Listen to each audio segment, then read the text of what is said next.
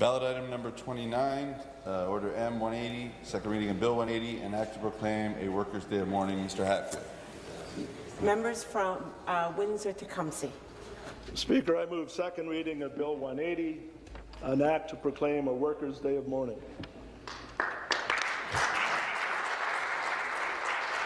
Hatfield has moved second reading of Bill 180, an act to proclaim a Workers' Day of Mourning. Pursuant to Standing Order 98, the member has 12 minutes for his presentation. Mr. Hatfield. Speaker, thank you. We in this legislature observe the 28th day of April as the Workers' Day of Mourning, and we've done that since 1988.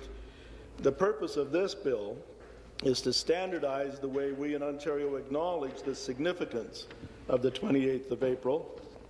With this bill, we intend to increase the public's awareness of the Workers' Day of Mourning. We intend to promote workplace safety, and we want to see more respect paid to injured workers. We lower the flags on the Workers' Day of Mourning as a sign of respect for the men and women who have been injured on the job. We lower the flags for the men and women who became diseased because of the conditions they had to put up with while at work. We lower the flags to honor the memory of those who were killed while earning a living. We lower the flags to show solidarity with the families they left behind. We lower the flags to validate and reinforce that those lives had real meaning and won't ever be forgotten. We lower the flags here at the legislature, and we lower the flags at our provincial buildings, including the Ministry of Labour and the WSIB offices. The lowered flag is a powerful symbol of our respect for the day of mourning, our shared loss, and our commitment to workers' safety. It shows we care, and Speaker, it demonstrates we care for their surviving family members as well. Lowering the flag is a sign of dignity, a symbol of respect, and a call for justice. We've done that here. However, sometimes it's been hit and miss elsewhere. For example, some school boards may agree to lower the flag at the board office, but they won't do it at all the schools within their jurisdiction. And there are nearly 5,000 elementary and high schools throughout Ontario. Some municipalities will do it, some don't. I'm told it's the same at hospitals and colleges and university campuses.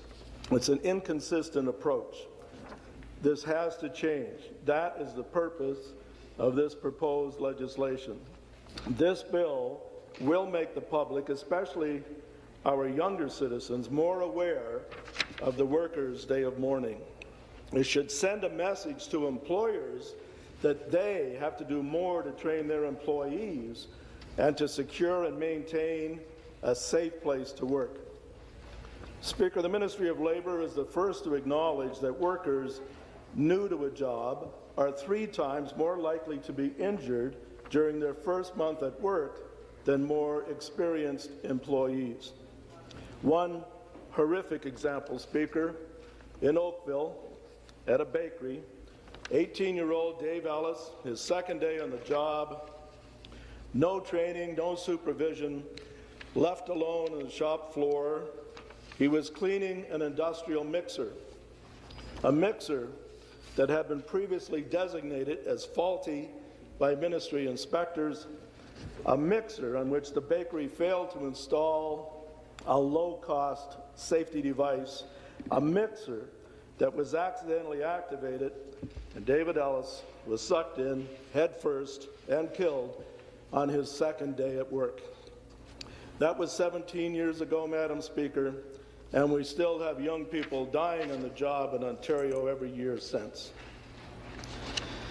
Caleb and Kelly, members of David's family, came to Queen's Park this morning. They're here this afternoon to support this bill and to continue their ongoing campaign for safer workplaces in our province with their Jersey of Courage campaign. Thank you very much. I recall an accident down my way in Tilbury, second day on the job for Jared Dietrich. He was 19. He died when he got caught in a conveyor belt of a foam recycling machine. That was in 1999, and the company was fined $40,000. $40,000 for the death of a 19-year-old young man just starting out in the Ontario workforce. Speaker, 30 young people in Ontario between the ages of 15 and 24 died in work-related accidents between 2009 and 2013. During that same time period, more than 30,000 young people received injuries resulting in lost time at work. When a serious injury or a death occurs on the job site, ministry investigators are called in, charges are laid, and the case makes its way through the legal system. This usually takes a year or two, but sometimes a lot longer. In 2009, Speaker, you may recall that on Christmas Eve, 4 men fell 13 stories to their deaths from what is known as a swing stage at a Toronto high-rise. Originally, the company was fined $200,000. The appeals court boosted that fine to $750,000.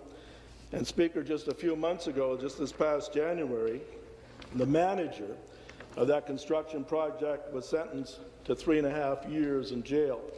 He's appealing his sentence. Kill a worker, go to jail. That message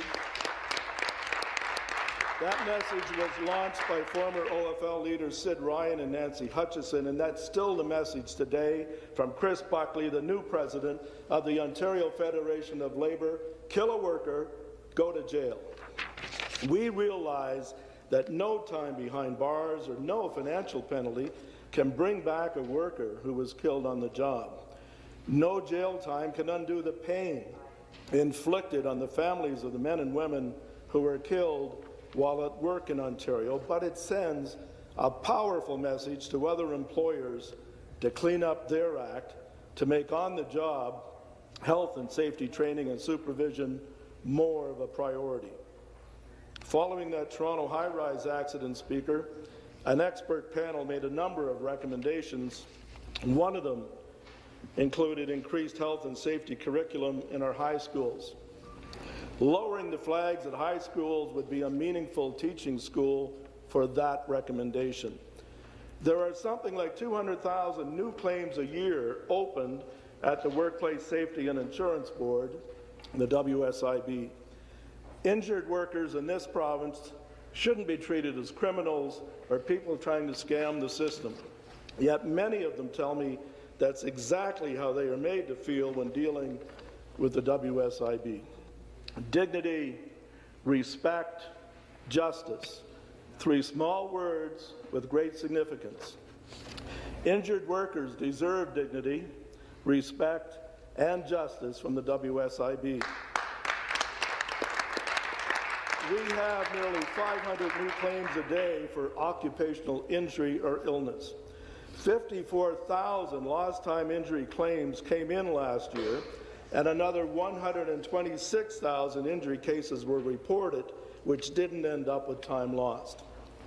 Health and safety is a critical issue.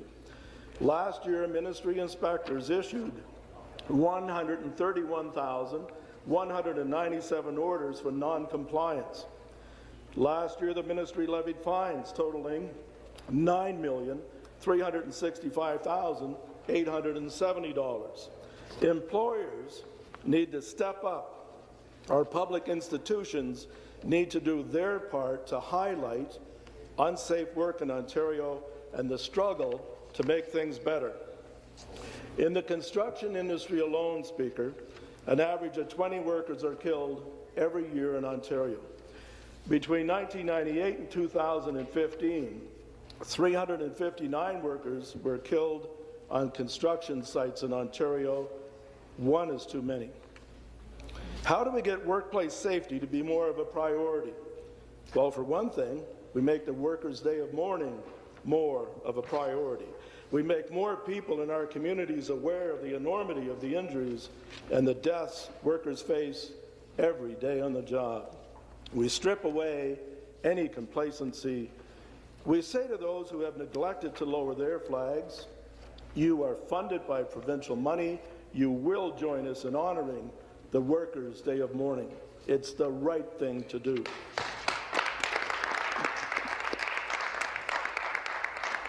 Together, we can make Ontario workplaces more safe for each and every one of us, our sons, our daughters, and our grandchildren. We owe it to them so they can go to work, receive the training they need for the job they do, and come back home safe and sound each and every day after work. My hat goes off to the men and women who hold the annual ceremonies in their communities in observance of the Workers' Day of Mourning on the 28th day of April. In Windsor, Rolly Marentet and Tracy Edward have done it for our District Labour Council. We have surviving family members attend every year, so we don't forget people such as Cindy Libby, Claudio Cardoso, Johnny Hunt, and Eli Saramac, just to name a few. Speaker, we had 8 workplace fatalities in Windsor and Essex County in 2014. One is bad enough, 8 in 1 year in our small community is outrageous. I want to thank Vern Edwards, the OFL's Director of Health and Safety, for the work he does on the importance of April the 28th, and OFL Director Laurie Hardwick, who is a strong advocate for injured workers. Speaker, day in and day out, we leave home to earn a living, to put food on the table, to keep a roof over our heads, to provide for our families. Yet not all of us return healthy, and some of us never return at all. We all have the right to come home from work safe and unharmed in any way. Asbestos and other occupational hazards will be the theme of this year's annual ceremony in many communities. As a reporter, I remember well the stories we did at CBC Windsor on people such as Tommy Dunn. Tommy worked at Bendix Automotive making brake shoes. He died of mesothelioma. He was 35. His widow, Lucy, comes to her day of mourning ceremony every year. Lucy has also lost a brother, a brother-in-law, a sister-in-law, and an uncle to workplace hazards. We have to do more to make workplace safety much more of a priority. We need more inspectors, more enforcement, better training, tougher sentences, and we need more compassion for the injured workers in this province. I know I'm running out of time, Speaker. I just want to say that, yes, lowering the flags is a symbolic gesture, but it's the least our publicly funded institutions can do to increase recognition of workplace fatalities, injuries, and occupational diseases. Thank you for your time.